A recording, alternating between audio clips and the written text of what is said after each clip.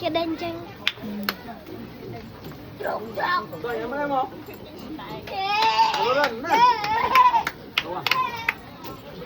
Nó mang lang sầu.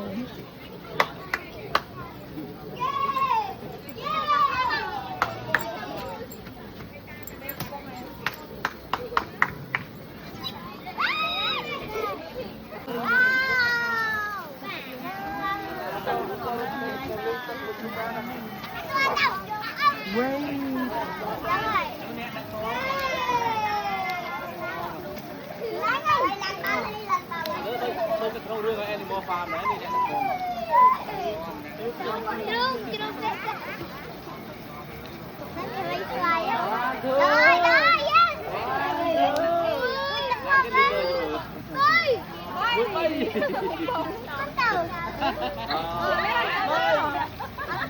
Đi ra.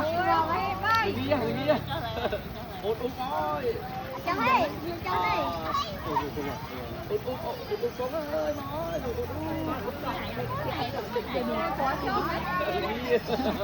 Ngon đi vô mặt anh chị không có tiền.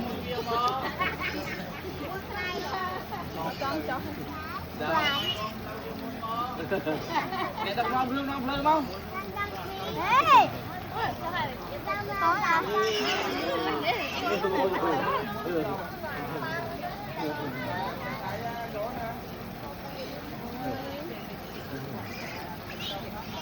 Chạy chút con là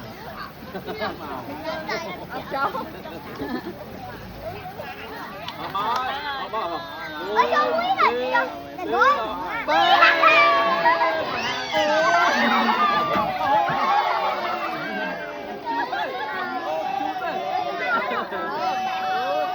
cái lỗ áp thiệt.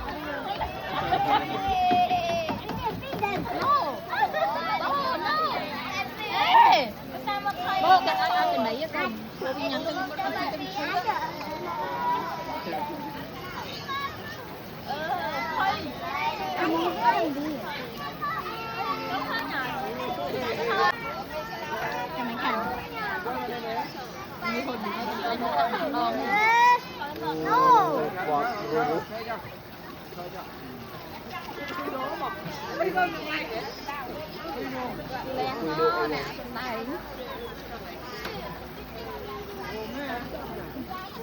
Hãy mua bia.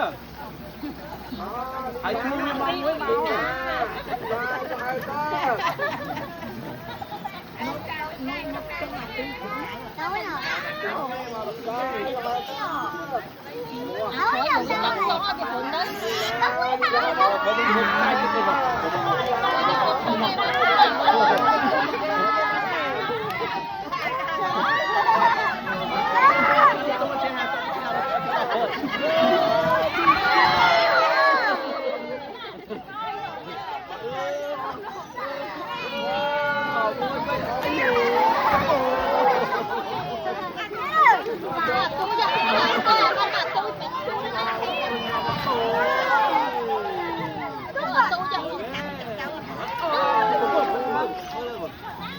Không, nó bay còn rồi.